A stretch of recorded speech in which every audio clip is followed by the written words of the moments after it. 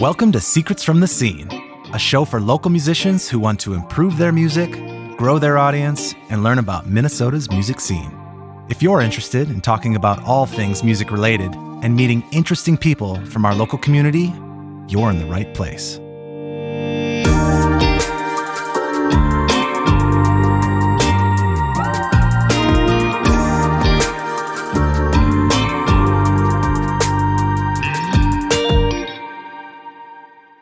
Welcome to Secrets from the Scene. My name is Stephen Helvig, and I'm your host. For anybody that doesn't know me, I'm a local music producer here in the Twin Cities.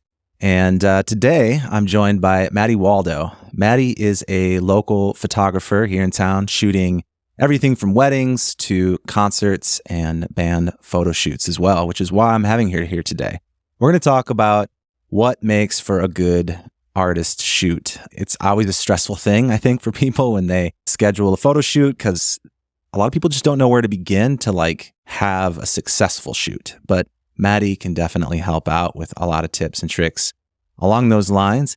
Maddie shoots for First Avenue. She shoots for Twin Cities Media, and she does a ton of freelance work as well. Her company is Maddi Waldo Photo, and I think she'll have a lot to share. I've done some work with her personally, and I've always been very impressed, and some of my bands have worked with her. So please welcome Maddie. Thank you for having me here today. Yeah. This is actually my first podcast. Well, congratulations. Yeah, no, it's exciting. I never thought I'd be on the concert side of things with podcasts. So yeah, I'm Maddie. I live in St. Paul. I just moved down here from North Dakota, Grand Forks, North Dakota. I went to college there. And Grand Forks kind of has a little special because that is where I met the band that got me into concert photography, which is really cool. As you know, and you've worked with, is Silver Warehouse. Mm-hmm. I have known Cal for a really long time. He kind of got me introduced to the band. I went to a lot of their really early shows, like playing houses. They played at the Ralph Engelstad Arena, like before a hockey game. Actually, it was in between hockey games. And they were looking for photography. I actually saw them at a Greta Van Fleet concert. And Cal came and talked to us. He knows me and my fiance very well. He was like, hey, we have a show coming up. We're just wondering if you're available to take some photos of us. Mm-hmm. And this was something that I never kind of imagined I would take a route in for photography. So I was like, yeah, sure. I'll already be down in the Twin Cities for a wedding. At this time, I was living in Grand Forks. So it was a little bit of a travel, but I was like, I'll already be down there. This works out perfectly. At the time, they were headlining a show at Turf Club. And I was like, great, never been to Turf Club before. Didn't really know what to expect. I had a camera and a couple lenses just that I've had from wedding photography and just in general. Mm-hmm. And I fully went in just kind of with an open mind. And after that, I started to work with them a little bit more. I was like, hey, I'm moving to the Twin Cities. We can kind of really make this a thing. And they were like, yeah, that's cool. So I started shooting a lot of shows for them. And eventually I cold emailed First Avenue. It was like, hey, are you guys looking for any photographers? This is my background. This is my experience.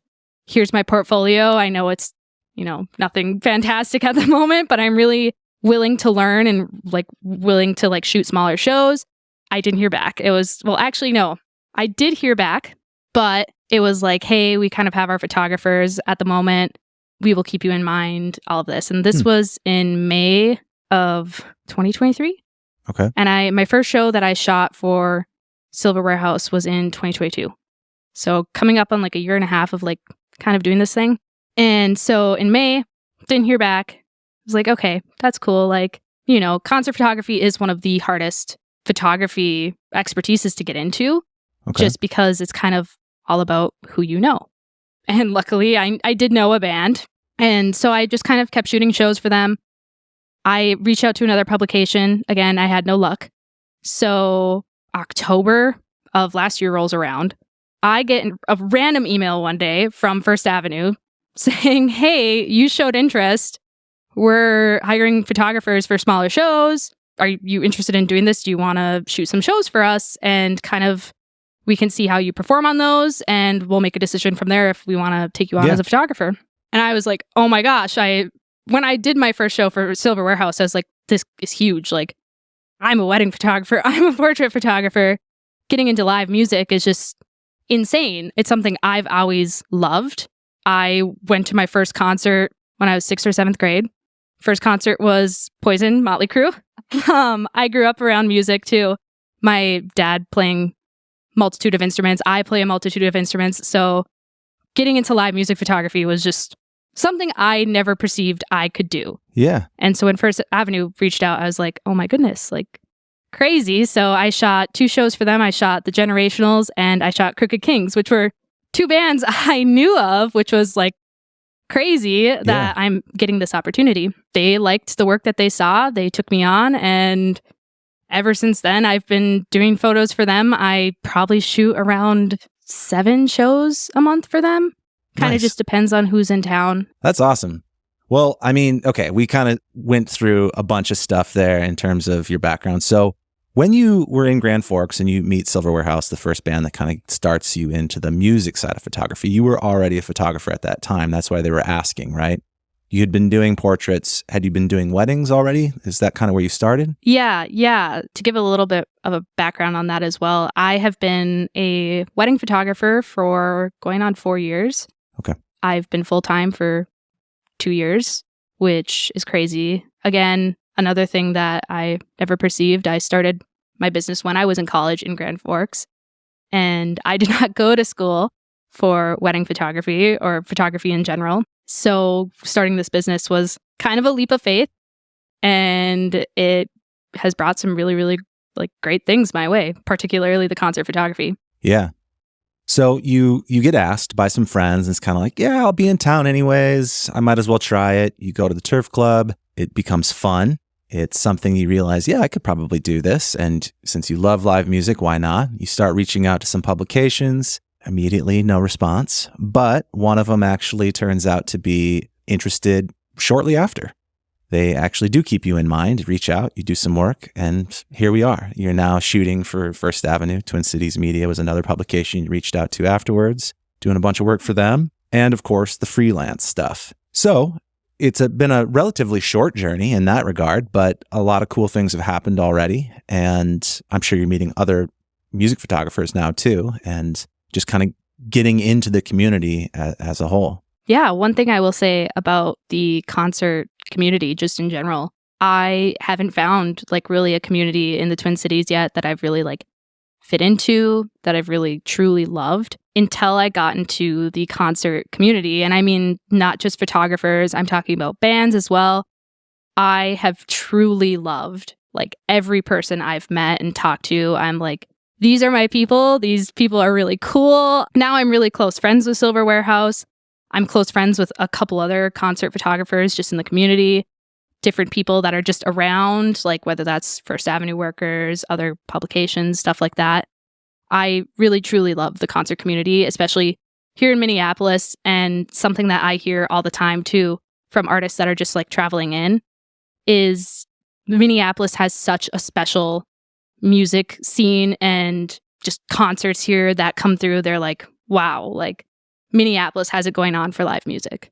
Yeah, there's a lot going on here. We're very fortunate to have as many venues as we have, and there's so many talented bands, so many talented solo artists. It's awesome.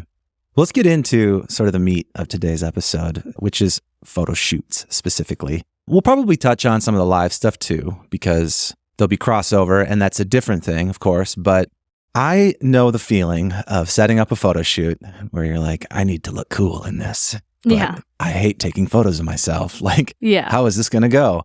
And I'm sure you hear that all the time. Yep. So I kind of want to figure out and give advice on how do you prepare the most for this sort of thing? So let's kind of take it from the top. Okay, a band reaches out with you or with somebody else, doesn't matter. And they say, hey, we need band photos, right? Yeah. But that's pretty much it. They just know that we need something for our profiles. We need something for the website. And we hear that you do it. Now make us look cool. Well, the problem with that is, as you know, that sometimes it's like, well, this is pretty directionless. So let's start at the top and maybe just talk through like, what are the first decisions you need to make when after you've decided, hey, we need to get some good band photos? So the first thing I would say is the most important is finding a photographer who lines with your vision. Okay. So every photographer has a different style, whether that's their editing style, the way they take photos. That is a very important thing to think about when you are looking for a photographer, just because you want someone to really get that vision that you're going for. Secondly, is to think of that vision. So what do you want your photos to look like? What kind of theme do you want to portray? What kind of, like, my biggest personal favorite thing is color psychology. So kind of thinking, what colors are we portraying? Just the general, like, vision. And when it comes to a vision, I know a lot of men might not be super familiar with Pinterest, but finding inspiration is huge. And there is a difference between inspiration and obviously straight up copying. Inspiration is great. It's great for any type of photo shoot. I require it of my couples, the clients that I regularly shoot. I want to see what you are going for because I'm not a mind reader. As much as I have a psychology background and as much as, like, I know people, you know, I am not a mind reader. I don't know what you want. So you have to come to me or come to any photographer and be like, hey, this is kind of what we're thinking. You know, maybe we really like these bands. Like, we like the kind of look that they have, you know, and really thinking about people in your genre as well. Like, what are they doing? How can we fit into the genre, but also how can we stand out? Yes. Yeah, and definitely. I think that's really huge when it comes to starting to think about what you want your photo shoot to look like. Okay, let's talk about that a little bit more. So you decide, I know I need photos, and you've started looking around. Maybe you were inspired by some stuff, either other local people that you've seen shoot or bands that you follow. You start getting a vibe. Using Pinterest is great. Otherwise, whatever method works, you just save some ideas and see if there's a connection between the different things you like. Maybe you notice that you're saving everything that's really interesting colors, or maybe it's all black and white. Maybe that's the mood you like. Maybe it's always shot in a studio. Maybe it's not. So there are things like color psychology that you want to start to notice, but you also want to notice, like, is this indoors? Is this outdoors? Are there always props?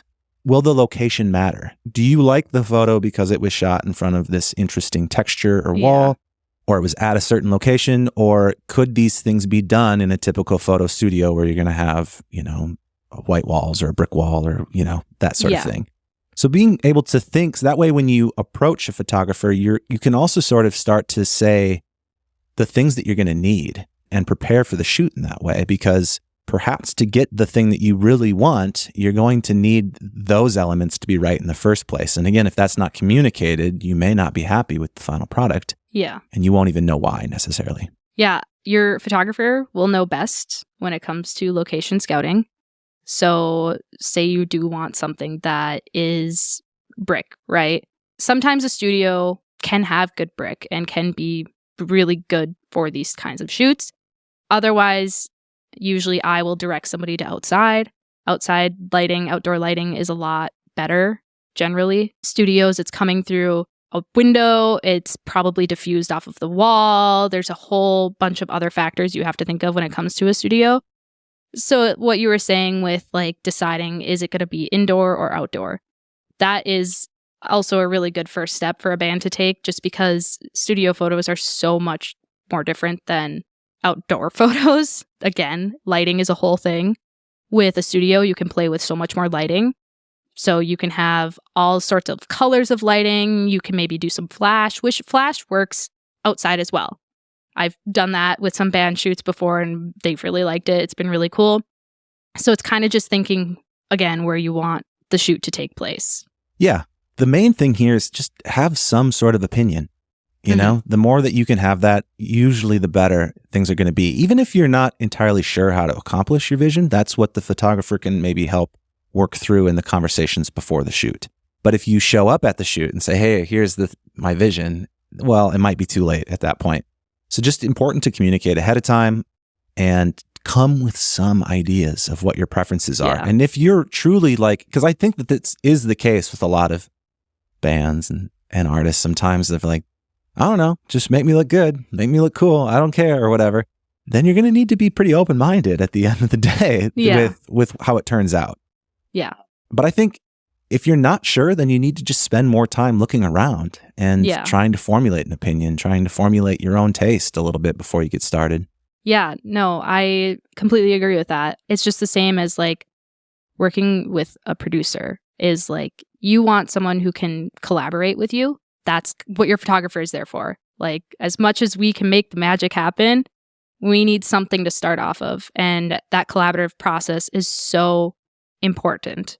And just creating ideas together. Those have been some of my favorite shoots is where we're kind of just bouncing off of each other. Like, hey, what do you think about this? Yeah, I really love that. Like, what do you think about this? You know, it's just kind of going off of each other's ideas is something so valuable to come up with something that everyone will like. And kind of going into that about where you want to go is thinking about your personal brand and kind of how you do want to be perceived is huge when it comes to like putting those photos out there then. Yeah, that's a whole nother conversation, the whole branding thing, but let's touch on it a little bit because obviously the photos that you put up are going to start shaping your brand if you don't already have it decided. So if this is your first photo shoot, it's going to be important. And if you've already sort of started to develop a brand, then you need to make sure that this photo shoot's going to fit inside of that. Mm-hmm. And so that's all part of that conversation ahead of time. I do think that you can lean on your photographer to some extent because they're going to have probably some feedback on if it works or not. So for instance, if you say, yeah, this is what we've done in the past and this is what we like or dislike about it, that can help. Or here are some other band photos that we've seen that we really like. And this is kind of how we think our brand could look too. What are ways that we could accomplish this? Because maybe that example is like not something that they could do. Yeah.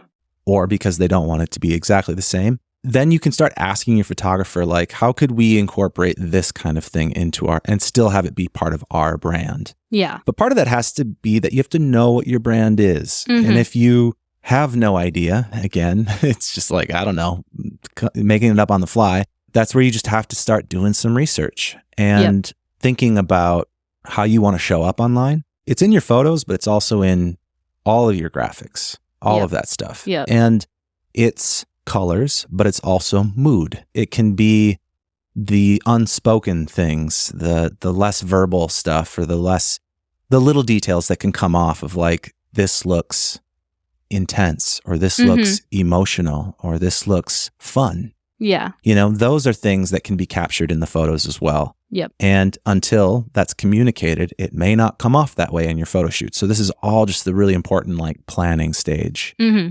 And when it comes to brand, I'll just throw in as a side that I do have a branding guide for people that just asks a bunch of these questions so that you can kind of start formulating it in your head. It's free. It's on my website. I'll put the link in the show notes. So if, again, you don't know where to start, this is something that you could, grab for free, and it might help you before you get into a photo shoot. Yeah, no, I think thinking about where you are as a band and then where you want to go is just that whole process of like, this is kind of what we want to portray. This is how we want to be seen. The biggest thing, or the biggest example I can think of is Greta Van Fleet, especially with their second album. They kind of went into this really, all the outfits, the glitz and the glam. And obviously this comes later on in a career as well, kind of really figuring out, okay, this is who we are. But thinking of your first like couple photos that you're putting out there, maybe your first ever Spotify headline photo, when somebody comes to your page, that's one of the first things they're going to see. And another thing I want to touch on is keeping that up to date. When you go play a show and people recognize like, oh, your Spotify photo or the photos that are on the poster, they want to see the same people that are on like those photos that they see on stage. So like keeping those up to date as well is another really great thing. So if you haven't gotten new photos done in maybe 2 years, couple years, it's so great to get those photos redone. It could be something so simple too. It doesn't need to be like this huge production. Or if it is this huge production, maybe you're putting out a new album, putting out a song, you grab some really nice group photos, band photos. It's great to just maybe toss one of those like on some posters if you're touring, or to put those on as your Spotify headline, Yeah. Just because then it's just cohesive. Yeah, absolutely. Let's keep talking about like prep stuff. So obviously research, I think, is probably your biggest thing of like just deciding what is my taste? Does this represent my brand? Or what is my brand going to be? Like the research is probably the biggest thing. Then deciding, are we indoor or are we outdoor? And then, narrowing down locations, working with your photographer. In all of that decision is also picking the photographer. So that's part of the research too. Like maybe you'll just find a photographer's work that you like, and maybe that'll be the direction that you want to go just because you like that style. Or perhaps you like that style and you think they can get what you're going for. But picking and starting that communication. The other things are then wardrobe and things like hair and makeup too. And planning ahead to be as intentional about those things as possible. I think women can generally be better at that, and guys pretty bad at it at times in terms of thinking about getting everything you can out of a shoot. It's okay to try hard. That's what I want to say. Yeah. It's okay to try hard. And that might involve bringing extra outfits, different, because if you're not sure how things are going to combine, making sure that you bring extra outfits, bring things to fix your hair, makeup if you want, that sort of thing. I'm sure you have run into situations where it's like, I wish we had these extra things. Yeah. I usually always recommend an outfit change. I mean, this is for every photo shoot I do. Like, you may not like the photos that were taken in a certain outfit, or maybe you just didn't like the way that outfit sat on your body, or something so like nitpicky like that. It's so good to have options. So when you are thinking of like, okay, maybe we should grab a couple of outfits, I always recommend picking stuff that isn't going to clash with maybe like another bandmate. If you are in a full band, like you don't want to be clashing, pick colors that are kind of cohesive. For a solo artist, you can go out there, like get out there with outfits, maybe pick something that's going to go well with the backdrop. Like if you're choosing this bright pink, maybe you want to go full pink, or maybe you want to do something that's like white or black so you stand out. All of this, like your photographer will help you with. I definitely like to lean more towards like solid colors if you're going to be outside, just because being outdoors, like once you decide where you're going to be taking your photos, if you are doing it outdoors, having those solid colors is going to help you stand out a lot more. Whereas in a studio, you can pick all sorts of patterns if you're just going on a plain backdrop. So if you want something crazy and fun in your photo shoot and you're doing it in a studio, pick a fun outfit, But again, if you're in a band, make sure that it's not clashing and make sure that it kind of has a cohesive look. Yeah, definitely. Okay, so I think we've covered most of the preparation kind of stuff, like leading up to the day. And then let's say you're in the studio, you're doing a shoot. Then there's always the pressure of like, do I look dumb? Yeah. Am I smiling weird? Should we smile? All of that kind of stuff. What are common tips or practices that you use to like get people to feel a little bit more comfortable during a shoot? So something that I always personally do is I like to talk a lot during a session. It just helps people really get the nerves down, having that conversation before you even turn the camera on. Just like, how's your day going? What plans do you guys have for the weekend? Are you playing any shows coming up? Like, what do you have going on? Tell me about you.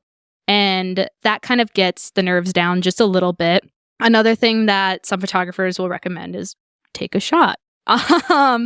You might need a little bit of liquid courage. Sometimes helps. Obviously, I recommend not being drunk for a photo shoot, but just kind of helping to cool the nerves a little bit. And obviously, everybody feels awkward in front of a camera. There's not many people out there that they're like, I love the camera, maybe celebrities, all of that. They're like, hey, the camera's cool. Love it. But just the average Joe, most people tell me that they hate taking photos and hate being in front of the camera. And it's like, oh my gosh, I'm going to look so weird. And I'm like, I promise you are not going to look weird. Like, everything will be fine. I am here to direct you and to guide you. And I'm never going to leave you hanging. Like, if I leave you hanging, just look at me and be like, hey, what should I do next? And I think it all comes down to the photographer that you choose as well. It's great to know the personality of the person you're working with as well. So whether that's like getting on just a phone call with them is a great thing, just so you can hear, how are they talking? Do we kind of have personalities that match, kind of vibe? A lot of bands that like I'll just meet out at shows and stuff, they'll come up to me and they'll talk to me. And it's great to have that like face-to-face communication, like, hey, you know who I am, you know how I carry myself. So when it translates into a photo shoot, those people are going to be more comfortable with you just because they've met you beforehand and, they kind of know a little bit of what to expect. Yeah. And I think having music playing in the background sometimes can just set a better vibe too. And maybe there's something else for you that, will make you feel more comfortable at a shoot. So just think about those things ahead because, like you said, pretty much everyone feels uncomfortable. Yeah. And you probably will too. And so just thinking ahead to like, how can I make this as easy as possible so that you feel good about your performance during that time? Yeah. Cool. I want to kind of go into a couple of random questions for you, because there's some points I'd like to make too, which the first thing is, what kind of shoots do you see, either because you've been asked to do them or you just see them, that sort of make you cringe? Oh boy. I will have to think about this one a little bit. I'll go first. Okay. Because for band photos, it's like the railroad tracks kind of shots. It's like, this is so typical. Like, things that are overdone, very cliche. I do think that it's not always a bad place to start. So you got to start somewhere. I'm not, if you've done that, it's okay. A lot of people have. But try to be creative. Yeah. Try to be authentic to yourself. Don't just look at what is the most common thing that's ever been done and do that. Yeah. If you're doing corporate headshots, that's a whole different thing. But this is your art. This is supposed to represent your art, your music. So try to be creative. Try to think about what your music is and then find an interesting way to capture it in photo. Yeah. So one thing that I can think of that is slightly cringy that I actually just did recently in a shoot, which it depends on the band. If there's a band that they're really fun, kind of outgoing, a little silly, sometimes doing this cringy stuff is fun, they're like, it's intentional. We're all for it. Yeah, it's very intentional at that point, but it's an elevator shoot. Sometimes they can be really cool. Sometimes they're like, it's kind of overdone. We've seen it a dozen times, a little bit cringy at that point. Another thing that I can think of is like in an alley on like a stairwell. I've seen so many of those before. That's another one that's like, okay, we've had enough. Yeah. So kind of like thinking of how you would want to spruce up a photo shoot is thinking of maybe props. Some of my favorite things that people have incorporated in shoots is like old television sets. So like they're really blocky old televisions that you can sometimes find at Goodwill or something. Those are always kind of cool because you can also Photoshop stuff onto that, which Photoshop is a whole nother thing. Sure. But yeah, I think that thinking of props is awesome. Maybe some disco balls. That can be a really good kind of idea. Yeah. Kind of similar question, but what are common mistakes that you see people make? Like in terms of maybe it was in the preparation or on the day of and how they're acting or, in terms of like getting the shot where you're like, this is not the way to go about this. Does anything come to mind? Yeah. So again, it's the communication. Having that open line of communication is just so key, literally in any photo shoot. Just really communicating what you want and kind of what your vision is, what your goal for the shoot is. Another thing is making sure you have the time. So not coming in late, kind of like not being rushed, going into the shoot, easygoing, like you had the full day kind of to plan it. Or if you had like a couple hours, where like you were hanging out and then you were going to the shoot, try not to plan it like right behind something else, just because then you can have that time to relax and really get into like, okay, yeah, we have this going on. Like that's like what we have for the evening. Giving yourself time. That is so key as well, because you just don't want to come from something like work and you're all frazzled. You're coming into the studio and you're like, oh my gosh, and you're changing, you're ripping off your clothes, changing into something else, and you're like, okay, now I got to do this. It's just that mindset of like just giving yourself a little bit of time before a shoot will help you so much more when you're going into it. Yeah, because if you're stressed, it's going to show probably to some extent. That might be just hard to hide. Yep. I think one of the main things people worry about is like, is my smile weird? Like whatever. Like, is that really what I look like? All kinds of things, right? So I think having time to just really feel like yourself, feel relaxed, get settled into the space will make a difference in how you like things. Yeah. And if you've worked with me before, you have heard me probably say this to you every once in a while. I know it feels weird and I know you feel like you might look weird, but I promise you, you don't. Like, I will tell you if something looks a little weird or a little out of place. So like, trust your photographer. Your photographer will guide you. That's their whole purpose of being there, is to be your creative director for that shoot. And I think that's another really big thing for just photographers to think of in general, as well as like actually directing the shoot rather than just kind of letting it happen. I agree. That's something that I'm always looking for personally. Is I want the photographer to have a big input in things. Obviously, you need to give them a boundary if you care at all about how your stuff's going to look. Otherwise, it's going to be their shoot, not yours. But being as involved as possible and not just sort of phoning it in, I think is important on the photographer side for sure. Yeah. Because a lot of people just don't know. And, you know, kind of one other thing I wanted to bring up is just an idea. And obviously there are some financial limitations for people, but if you're doing your first shoot, it's okay to do something small and just get your feet wet. Try it out. Like, don't try to get everything, maybe, you know? Maybe don't be as ambitious right away. If you're worried about it, if you're nervous about it, you can do something small, test it out. And if it goes good, what you learn from it, what you want to change, then do it again. The fact of the matter is we need a ton of content for all kinds of things. I mean, there's profile pics, banner pics, general posting for everything. There can be tour posters, album art, and on and on and on. So you're probably not going to get all of that in one shoot. So it's okay to, you know, test the waters a little bit, learn, and do it again and do it again. Because ideally, you're shooting photos on a fairly regular basis, at least once a year. You know, professional photos, you'll probably capture a lot along the way as well. But so that can be another way to think about this too, to just kind of get comfortable. Yeah, no. And a lot of people, for their first like photo shoot as a band together, they will just know someone who has a camera and go out and just do some photos, which I think is honestly great. You don't need to work with someone who's a professional right away, especially if there's limitations with a budget.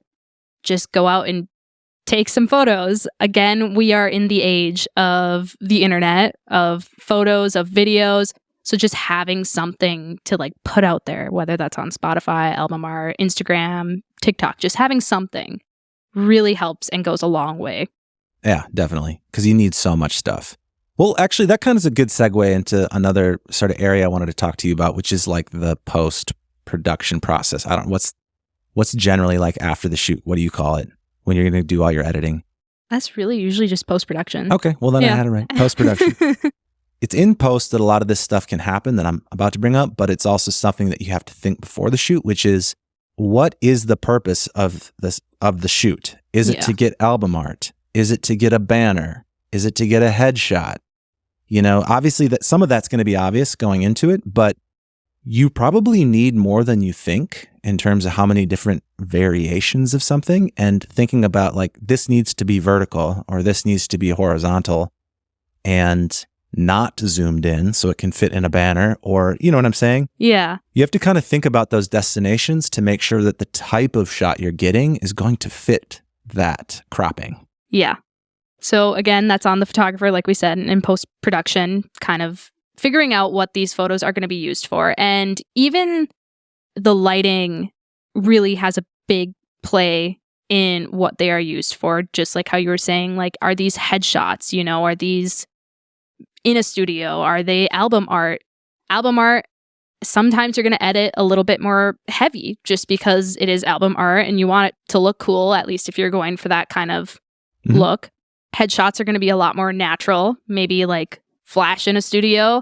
Unless you're going for something a lot more editorial, maybe we can do a couple good edits. Sometimes I will share with the bands that I work, like, hey, these are some cool edits that I did on these photos. What do you think? Otherwise, I'll send a couple different copies, like with a few different crops, a few different edits, just so they kind of have a variety of what they could use. So it all, again, comes down to the photographer, their style, kind of how they work. I'm pretty open to kind of, again, that collaborative process with a band. Like, what look are you going for? These are kind of the looks I lean towards. But again, I'm willing to work with you on what style you really want to portray. Yeah. And don't expect that if you go in like, we just need band photos, that you're then going to be able to turn those band photos into everything you wanted to turn them into. Depending on their shot, depending how tight it is, that sort of thing, you may not be able to make that into a banner, or it may not make sense in a small little profile picture. You might need something different for those. So thinking that through before you start the shoot and kind of communicating all the different types of shots you might want, that might mean that, we need to make the shoot longer, or maybe we need more than just this one location and different lightings and all that kind of stuff. So just that's all part of that pre-plan and into the post-production process to making sure that you get the types of files that you need to make all that happen. Yeah, for sure. How do you feel about sort of additional post-production after you deliver the files, if the band starts playing around with them and throwing all kinds of crazy stuff on it? So usually photographers are not okay with that. It's kind of a very controversial thing within photography community. Interesting. We're creating art just as you are creating art with your music. Obviously, remixes and all of that are kind of, in their own realm. But it's kind of like remixing a song where you're changing this song to be something different and then, maybe calling it your own now, which there's obviously way different things that go into that. But it's our work that we created and it's our art that we made. And if we enjoy it, we would prefer it not to be changed. Unless there was like a really creative edit for a poster. Posters are something that like I personally do not mind if you use my photos for that. Like if you're maybe changing them so it's just like an outline or one color type thing and putting it on like a solid color background. I see that a lot with bands and that's fine. Like it's a creative poster. It's kind of getting into changing maybe the edits, like the color tones, stuff like that. That's something that you could have reached out to your photographer in advance and been like, hey, can we maybe change this? Rather than going on and changing it yourself. Sure. So that's kind of the fine line where it's like, this is the art I am creating and this is what I like think looks good, rather than just like, using it for like a poster and changing it in that sense. So some of it's probably just down to communication again. Yep. Because I can see a scenario where a band is just like, well, we're constantly needing to tweak something to make it fit a poster or a lot of different random use cases. So maybe just saying, hey, what if we use some of these photos that are just like free game? Like maybe they aren't edited and we can just get really crazy with them if we need to. But yeah, just making sure that the relationship stays good and open. So if you know that you like to play, maybe just having a portion of the shoot dedicated towards not having post-production on those photos, if that's the case. Yeah, no, I really think that it all depends on the photographer. Again, having a good relationship with the person that you're working with goes a long way. Just because then that person, that photographer is going to be a lot more open to you using their stuff in a lot more of a creative way. I've had bands use my photos and kind of change them for the poster or for maybe an Instagram post where they're photoshopping their heads onto something. Like, I think that's fun. It's all silly, Yeah. I love the creative perspective on it. But again, it was just like, it's just that changing of the colors and kind of like fully changing the photo to be some different piece of art. It's such a fine line to ride. And like I said, it all just depends on who you are working with. Yeah.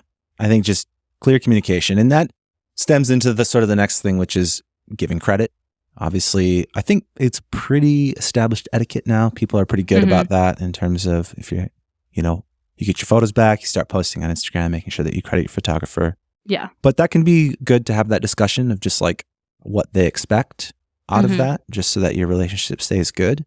Give a little bit of an overview, because again, I know this is going to change from photographer to photographer, but what should people generally know when it comes to the rights to the photos after a shoot? Yeah. So a lot of photographers will have you sign a rights contract. It's usually a copyright contract that will say like, this is what you can use the photos for. This is what you can't. This is what I expect to receive in return if you are using these photos.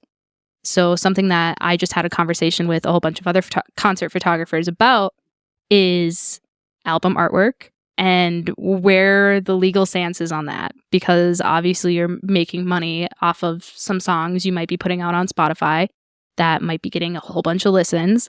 Where do those royalties come in?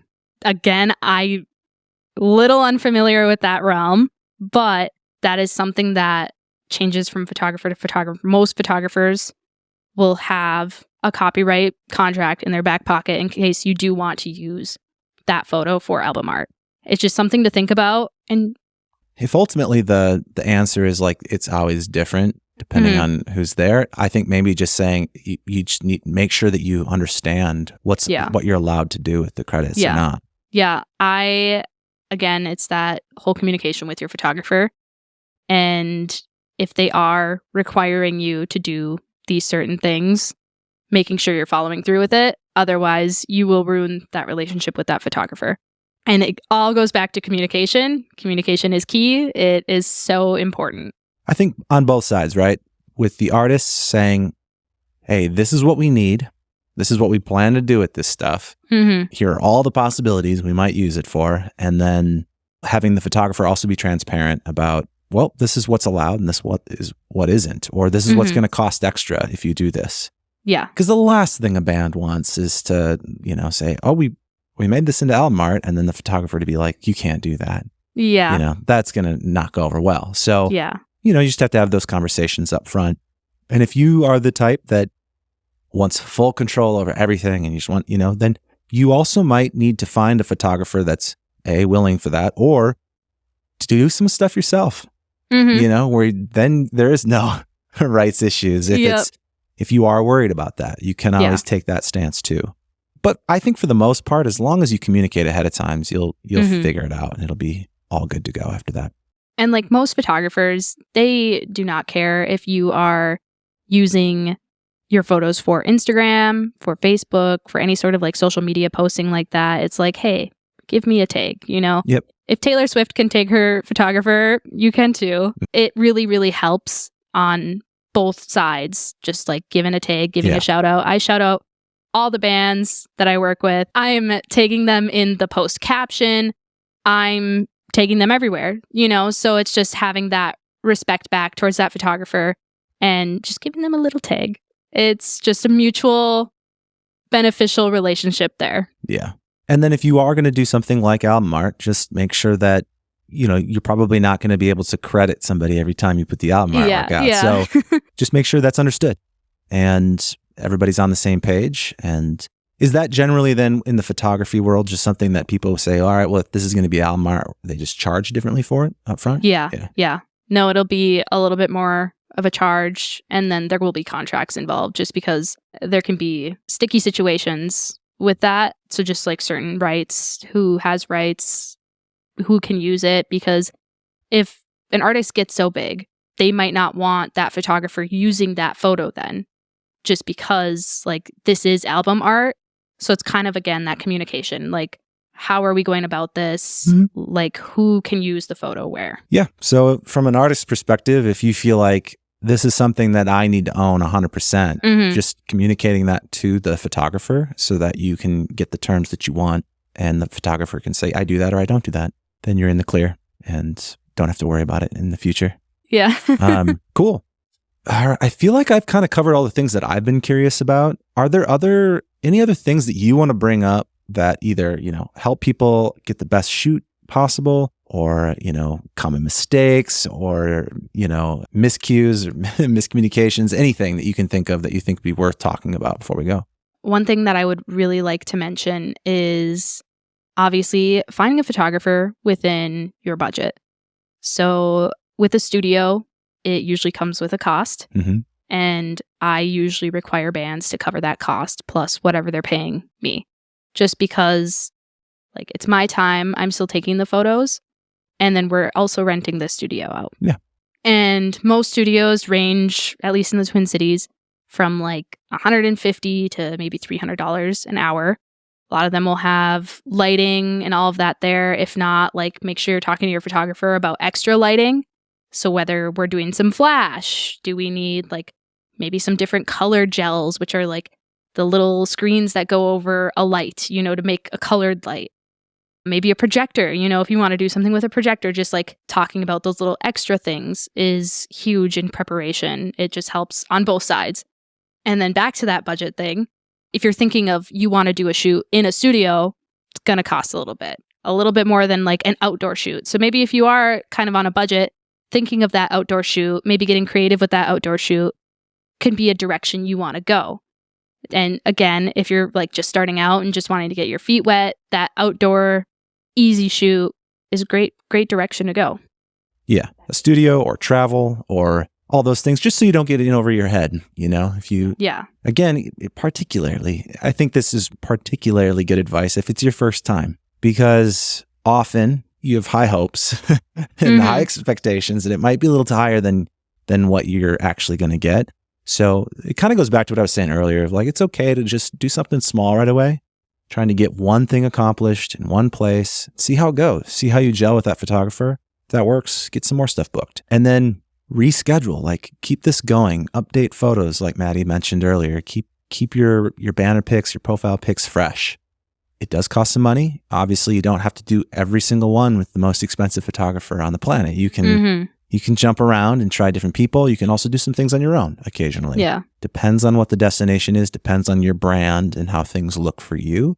But it's good to be putting out new content as much as you can, as we all know. So photo shoots can really help with that. Yeah. There was another thing that I wanted to mention, which was Photoshop. Oh, okay, yeah. So bands have an expectation sometimes of Photoshop, and you can do a lot with Photoshop. And this again goes into picking your photographer. If you want something that is super heavily Photoshopped, make sure you're looking at their portfolio and seeing that they can do that thing. And maybe asking them, hey, so we have this idea for this shoot, but we want to Photoshop something, right? I just saw a concert photographer, I forget who it was, on Instagram that Photoshopped a band inside of an orange. Like, it's on a solid background, just solid orange background. The orange is cut in half, so the middle section is missing, and the band is inside of the orange. The photo is fantastic, right? Can I do that? Probably not. I could give it my best effort. Sure, yeah. But I'm not a Photoshop genius. So when you're vetting your photographer, being like, hey, I have this idea for Photoshop. Can you do it? Can you make this happen? Yeah. Is another huge thing to consider, just because we're in the age of the photo, of the video, of seeing all these trendy things on TikTok that are sometimes super edited, maybe on Photoshop or with something else. So again, it's that whole line of communication. Cool. Well, I think that covers everything I wanted to go over. Thank you so much for sharing and being here today and helping, give some good tips and advice for people to get the best photo shoot possible. I know you're pretty booked already, but if somebody does want to reach out to you and connect, maybe it's in the near future or at the end of the year or whatever, how do you like people reaching out and getting in contact with you?